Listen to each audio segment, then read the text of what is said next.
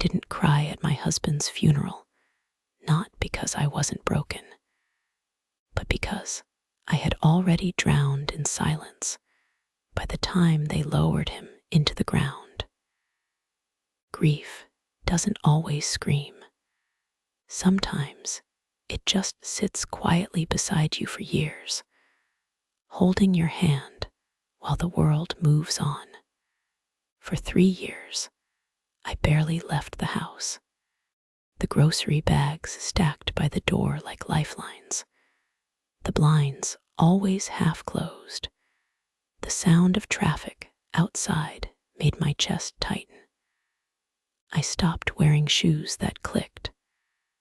I stopped wearing makeup. I stopped wearing color. I told myself I was fine. People believed me. I had my books, my little tutoring sessions online, a life of sorts. But I never touched the driver's seat again. I couldn't. Richard died in a car he was driving. And I was the one who asked him to keep going just a bit further. Love, we're almost home. So, when the doorbell rang that Thursday afternoon, I wasn't expecting a stranger. I hadn't ordered anything. The girls always texted before coming over. I almost didn't answer. My hand hovered above the doorknob. I waited, listening. One knock, then silence. I opened the door just enough to see him. A young man, maybe late 20s, tall, bearded, hair tied back like he'd walked out of a lumberjack catalog. He smiled, awkward but confident. "Hi, you must be Eleanor. I'm Ryan. Margaret said I'm here to teach you a lesson." He blinked, realizing. "I mean driving, sorry, that came out wrong." I stared. My sister sent him without telling me. I wanted to shut the door, so I did. And then I opened it again. "I didn't ask for this," I said. "I know," he replied, "but maybe you need it anyway." There was a quiet kindness in his voice. No pressure, just presence. The sun was too bright. I squinted as I stepped outside, barefoot in old yoga pants, hair tied up without thought. My heart pounded louder than the passing cars. Halfway down the path, I stopped, breath caught, that familiar tightness again. "Are you okay?" he asked. I couldn't speak, but I reached for his hand. It was warm. Steady, younger than mine, smoother. I stared at it, not knowing what I was looking for. He didn't pull away. We didn't say anything until we reached the car. He opened the door like a gentleman from another time. "Worry," he said. "I'll drive first." I nodded. I couldn't remember the last time I let someone else take the lead. As we pulled away from the curb, I saw the world move outside the window, not on a screen, not behind glass, but real wind, people, chaos, and me moving through it again. The car smelled faintly of pine and something warm like fresh laundry on a winter morning. I sat stiffly, hands folded in my lap, my shoulder barely brushing the door. Ryan adjusted the mirrors with practiced ease, glancing at me just once before pulling away from the curb. He didn't ask questions, didn't force conversation. Just let the hum of the engine fill the silence. That, more than anything, made me feel like I could breathe. We passed the bakery where I used to get Richard's favorite rye loaf every Saturday morning. The window was fogged, the shelves behind it half empty, that same soft bell above the door still hanging there. I turned away before the memory could finish forming. Ryan pointed out a small park. I used to go there after school, before I had a car. I'd sit on that rusted bench and pretend it was a spaceship. I smiled, despite myself. Bit of an imagination. He shrugged. It was either that or sit on the floor of my bedroom listening to my parents argue. I didn't know what to say, so I didn't say anything. But something in my chest loosened. As we drove farther, he told me stories, not loud ones, not showy, just pieces of who he was. His first car was a beat-up Honda that smelled like cigarettes and spilled Gatorade. He once drove his prom date to the emergency room because she got stung by a bee in the parking lot. He hated parallel parking and secretly loved musicals. He was telling me things to fill the space, but not in a way that demanded attention. He let me listen, or not react, or stay silent. I was grateful for that. My fingers brushed the seam of the seat. I hadn't realized how tightly I'd been holding onto my own silence until it started to crack open. "You don't talk much," he said, after a while. No judgment, just a fact. "I used to," I said quietly. The words felt strange in my mouth, dry, fragile, like they'd been stored too long on a shelf. "Wanna stop somewhere?" he asked. "I know a place with good coffee and terrible muffins." I laughed, surprising both of us. It wasn't a big laugh, just a breath that turned into sound. "I'm okay," I said. "Just keep driving." He nodded, one hand on the wheel, one elbow resting casually on the edge of the open window.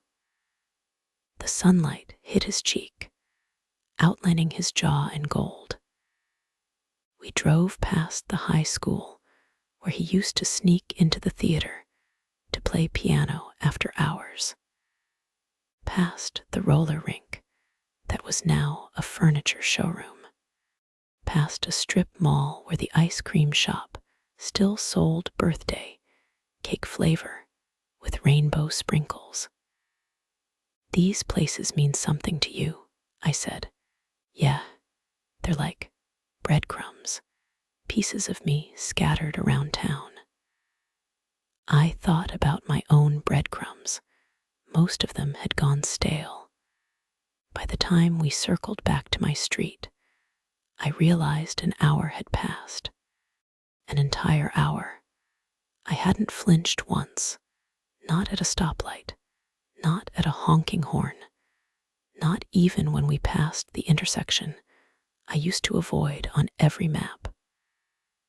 As Ryan pulled into the driveway, I didn't move right away. He turned to me. "You okay?" "I think I am," I said, and I meant it. Something had shifted, gently, almost imperceptibly. But it was there, and I couldn't stop thinking about how easy it was to let someone else hold the wheel. The steering wheel felt foreign beneath my hands, not dangerous, just unfamiliar, like holding a forgotten instrument and wondering if your fingers still remember the song. My palms were damp, my knuckles a little too tense on the leather grip. Ryan sat quietly beside me, not pressing, not correcting, just being there. "You're not gonna let me crash, are you?" I asked, my voice thinner than I'd meant. He chuckled softly. I'd dive out the window before that happened. I gave a nervous laugh, then inhaled deeply and turned the key. The engine hummed to life. We sat still for a moment. I could feel my heart sinking with the rhythm of the car, not entirely calm, but no longer thrashing.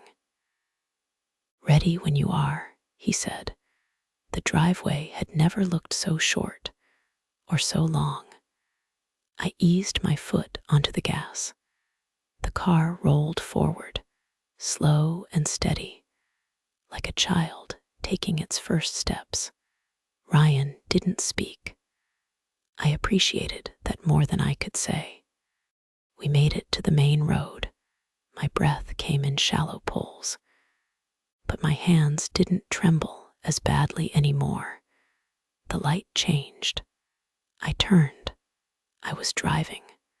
For the first time in years, I was driving. He pointed out an easy loop, wide streets, few cars, no sudden hills. I followed his instructions, still gripping the wheel a bit too tight. "You can breathe, you know," he said. Smiling without looking at me, I exhaled, a little laugh escaping with it. "How's it feel?" "Terrifying," I said, "and weirdly okay." "Good, that's the goal."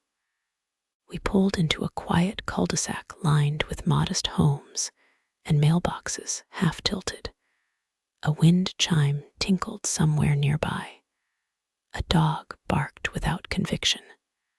I slowed to a crawl. "Want to pull over?" he asked. "No," I said. "Not yet." He didn't push.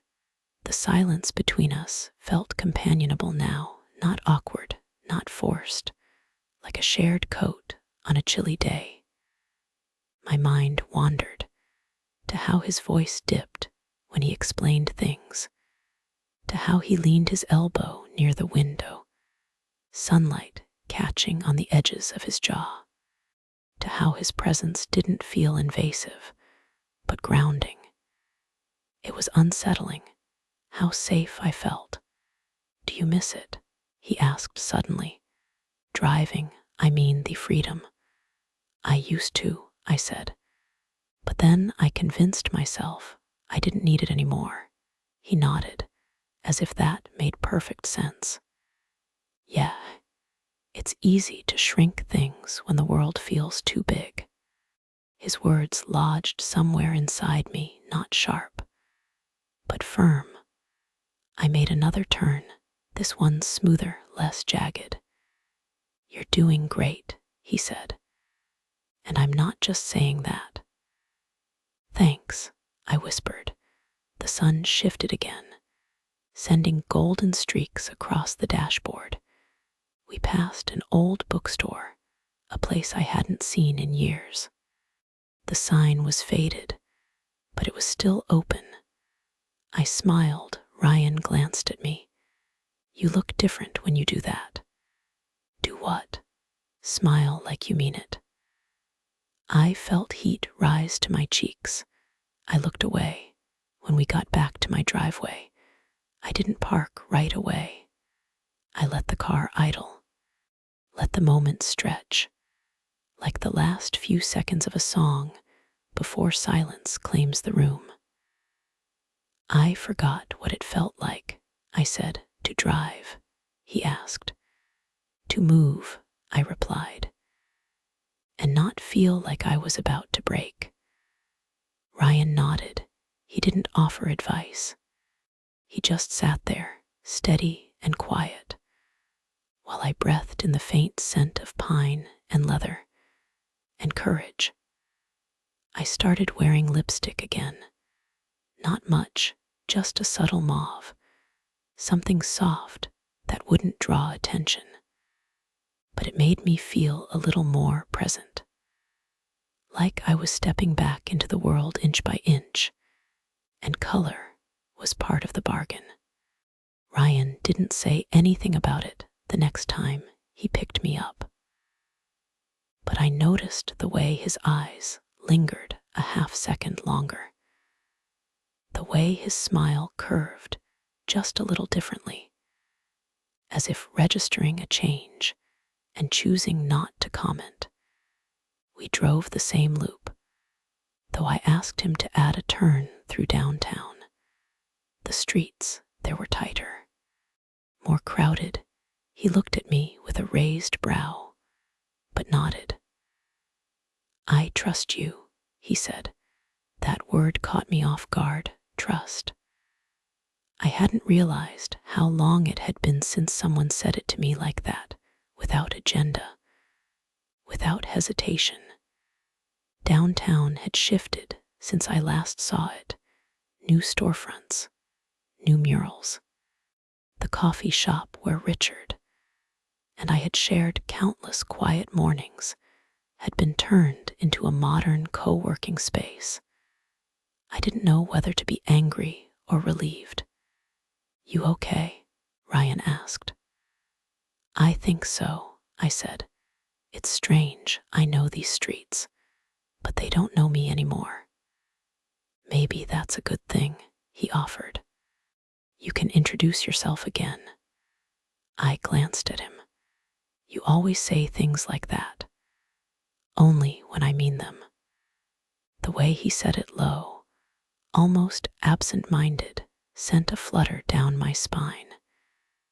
At the next red light, I caught him looking at me, not a quick glance, not casual. He looked, then looked away. His fingers tapped the edge of his seat. I looked down at my hands on the wheel. I had painted my nails the night before, pale pink, neat edges. No one had noticed. Or maybe no one had cared to. He did. We parked near a lake, just outside town. It wasn't part of the usual route, but neither of us seemed interested in going straight home. "I used to come here," he said, opening the passenger door and stepping out. "Back when I thought I needed to figure everything out by 25. I joined him, the gravel crunching beneath my shoes. We walked along the shore, silent at first. The water shimmered, ducks floated past like they owned the place. A couple walked their dog nearby, the sound of laughter catching on the wind. "I'm not good at this," I said finally. "At what?" "Whatever this is." Ryan didn't answer right away. Instead, he bent down and picked up a flat stone. He skipped it across the water 3 skips before it sank. "You don't have to be good at it," he said. "You just have to show up." I folded my arms, trying to keep my balance. "I'm older than you." "I know, by a lot." He shrugged. "Age doesn't scare me." I wanted to believe him, but I didn't know if I could trust myself. We stood by the water until the light began to shift, evening brushing shadows along the path. I caught his gaze again as we turned back toward the car. There was something in the way he looked at me, something quiet, something kind, something I hadn't felt in a very long time. I told myself it was nothing, just imagination, a flicker, nothing more. But when he reached past me to open the car door and his hand brushed mine, I didn't move. I didn't pull away. And neither did he. The 5th lesson didn't feel like a lesson at all. By then, the car had become familiar. My hands no longer trembled when they gripped the wheel. The roads no longer seemed like threats waiting to pounce. I could drive comfortably, even confidently, but I pretended not to. I let myself stall misturns, oversteer on purpose. Ryan didn't call me out on it. Maybe he knew. Maybe he didn't care. That day, he wore a dark green sweater that hugged his shoulders too well. His hair was damp from a morning shower, strands escaping the tie at his neck. When he climbed into the passenger seat, the scent of him, clean, sharp, something like cedar filled the car. I looked away. He asked where I wanted to go. I told him to surprise me. So he did. He guided me toward the outskirts of town, a quiet stretch of highway flanked by trees and old barns, the kind of road people used when they didn't want to be found.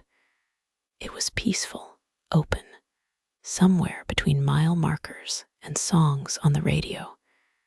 He asked me about Richard. I hadn't spoken his name in months. I didn't answer right away, just kept my eyes on the road. My hands tightened slightly on the wheel. We were coming back from a concert, I said, voice low. It was late. He was tired, but I wanted to get home. I told him to keep going. The wind outside seemed to hush. I fell asleep, and when I woke up, everything was smoke and silence and blue lights. Ryan didn't speak. He didn't have to. I had a few scratches, a concussion, nothing lasting. I glanced down at my fingers, turning the ring that still circled my left hand.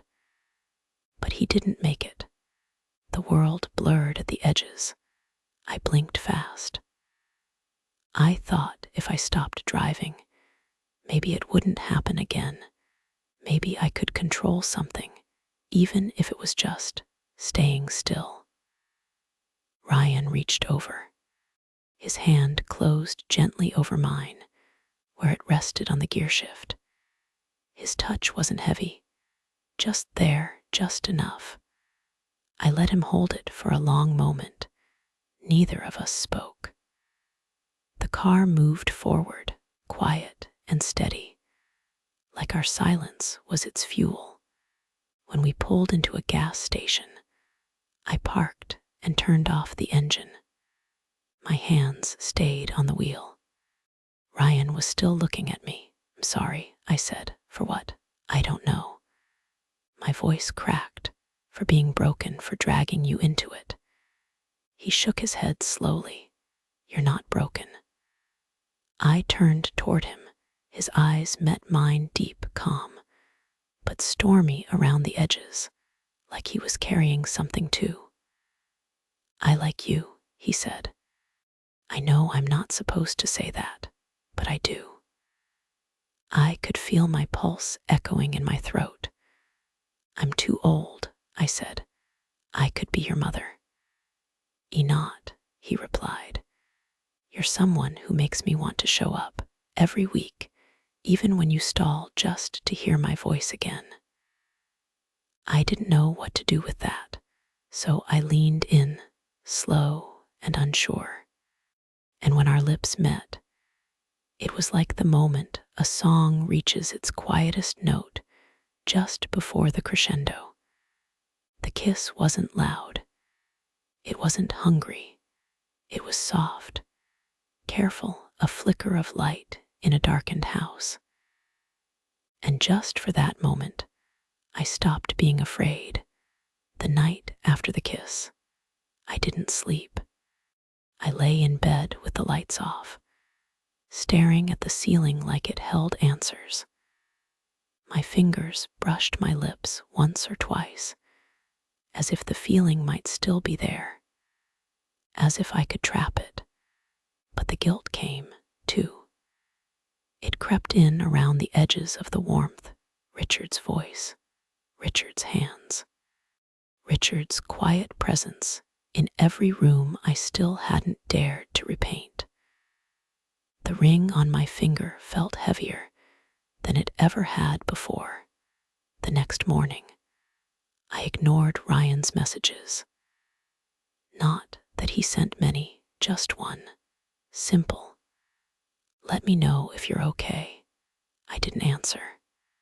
And when Thursday came, I sat by the window at 4 o'clock with my phone face down, a glass of wine half full beside me, watching the street like a child waiting for punishment. But he didn't come, The hours passed. The sun dipped low. The streetlights flickered on.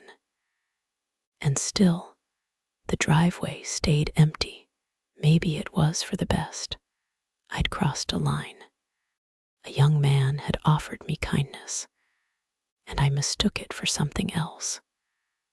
Or maybe I didn't. Maybe I just wanted it so badly I let it bloom. Either way, I couldn't look at myself without feeling like I'd stolen something. Margaret called the next day. I let it go to voicemail. She left a message, casual, full of small things. A new sale at the market. A neighbor getting a new puppy.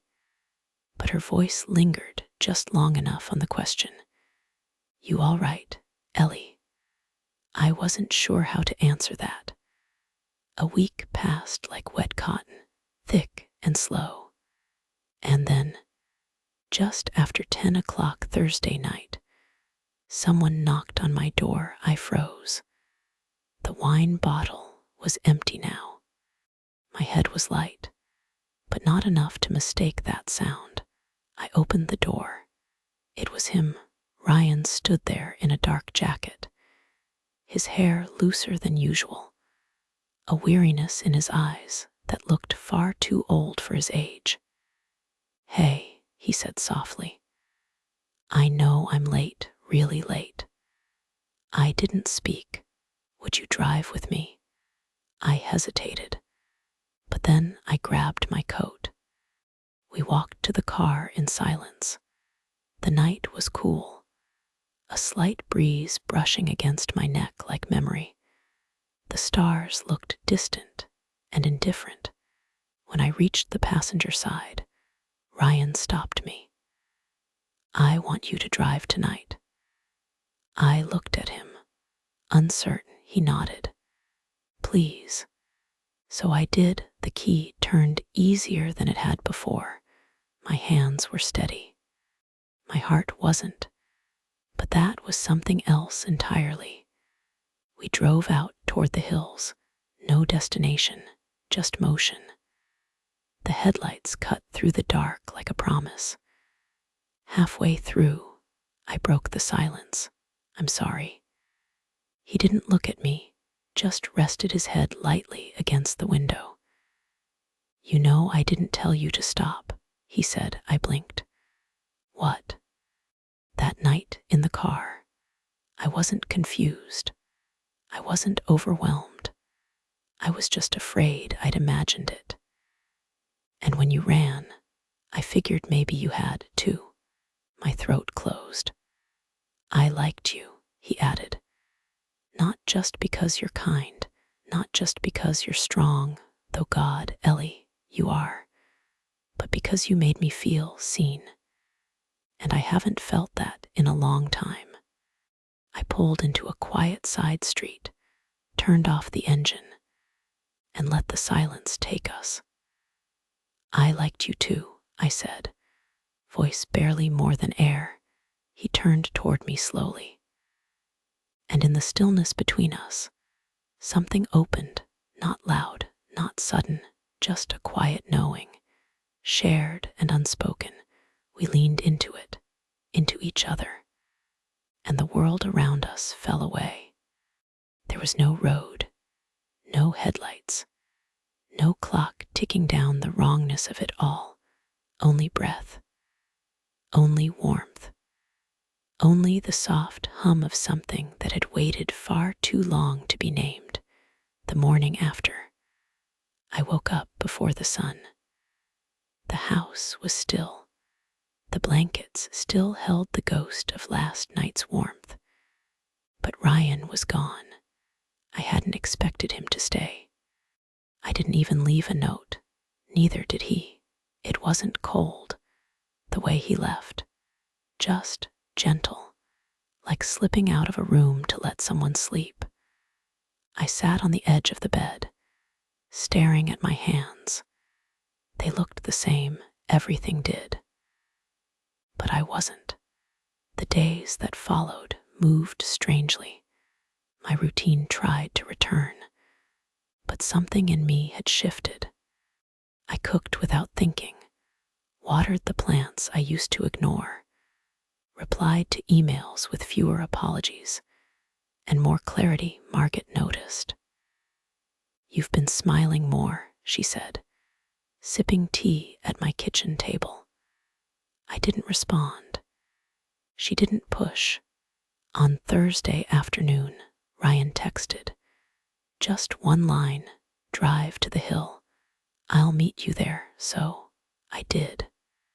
The road curved like ribbon through green hills, the trees catching gold light between their branches.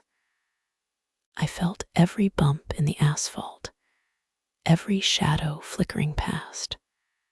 When I reached the top, he was already waiting, leaning against his car, arms crossed, hair tied back with strands escaping. He looked calm, familiar. I parked beside him, cut the engine. We stood facing each other for a moment, the silence thick, but not heavy. "Why here?" I asked. Ryan pointed behind me. I turned. Below us stretched the road I hadn't dared take since Richard's death. It curved sharply around the edge of the ravine, the same road we'd driven that night, the same road that never let me forget. I froze. "I can't." "You don't have to," he said. "But if you're ever going to let go, you need to see it." The wind shifted. I could smell pine and something deeper, earth and time. "I don't want to replace him," I whispered. "I don't want to forget." "You won't," Ryan said. "But you also don't have to stop living to prove that you loved him." I stood there a long time, eyes tracing every bend, every guardrail, every patch of light on pavement. Then I walked back to the car, slid into the driver's seat. "I'm not doing this for you," I said. "I know," he replied. "I'm just here if you need me." The engine hummed to life. My breath came slow, steady. I touched the wheel, let my fingers settle. I drove down the hill toward the place where my life had cracked. The trees blurred past. My knuckles stayed pale against the wheel. But I didn't turn away. I didn't close my eyes. As I passed the curve, my throat tightened. A sharp ache moved through my chest, but I breathed through it, kept going 1 second, then another. At the bottom, the road opened wide again. Flat, familiar. I pulled over, turned off the engine, looked at Ryan. He reached over and placed his hand on mine. No words, just that. And for the first time in years, the memory of Richard didn't feel like a wall I had to crash through. It felt like something I could carry with me, quiet, safe, not a weight, but a part of the road behind me. It started with silence, not the kind that hurts, but the kind that holds the car parked just off an old dirt road, the trees forming a hush around us. The sky above was ink blue, dotted with stars too distant to interrupt. I sat in the driver's seat, engine off, hands in my lap. Ryan didn't say anything, neither did I. He reached across the console and took my hand. His fingers moved gently, like tracing the lines of a letter he wasn't sure he had permission to read. I let him. The night held its breath. I turned to face him. There was a softness in his eyes that undid me, an understanding so deep, so unspoken, that it made language feel irrelevant. I had lived decades. He had lived fewer. But in that moment, we weren't divided by time. We were just two people who had found each other at the edge of something quiet. And true, he leaned in. Our foreheads touched first, like a promise. Then our lips met soft, steady, not urgent, not afraid. A current passed between us, gentle but undeniable, like morning light reaching through curtains, warming a room still heavy with sleep. When we pulled apart, neither of us spoke. Words would have been too small, too noisy. We let the stillness stretch around us. Then he climbed into the back seat. I followed. There, in the quiet dark, we found each other again. There were no sudden movements, no declarations, just warmth and closeness, the slow unpeeling of years, the quiet falling away of fear. His presence wrapped around me, not like a storm, but like a shoreline, steady and unshifting. And I let myself drift. Time unraveled. It felt like surrender, but not of the self, of the burden, of the memory that I couldn't carry alone. In his arms, I wasn't trying to forget. I wasn't trying to replace. I was simply remembering how it felt to be wanted, to be seen, to be here. We lay there long after the hush of movement stilled. The stars moved slowly overhead. At some point, I closed my eyes, not from exhaustion, but peace. And for the first time in years, I slept without seeing the crash, without hearing sirens, without waking to my own gasping breath. Only stillness, only warmth, only the soft, rhythmic quiet of something deeply alive. The morning light crept in quietly. I woke before him, wrapped in stillness, my head resting against the cool glass of the window. The air inside the car was warm, heavy with the scent of pine, and something unnameable, something that belonged only to last night. I looked at him, eyes closed, chest rising gently with sleep. His hand still near mine on the seat for a moment. I let myself stay there, no guilt, no thoughts of what came next, just the quiet. Then I moved, careful not to wake him. I reached into my bag and pulled out a small card, nothing fancy, just thick paper and ink. I had written it the night before I even knew what would happen. Maybe I'd always known something would. I placed the note beside him. No name, no goodbye, just 5 words. Thank you for saving me. Outside, the world was just beginning to stretch.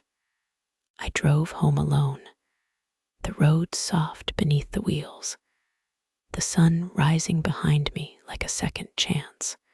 When I stepped inside, I didn't turn on the lights. I sat in the living room, shoes still on, the silence not empty this time, but full of last night, full of what I was ready to carry.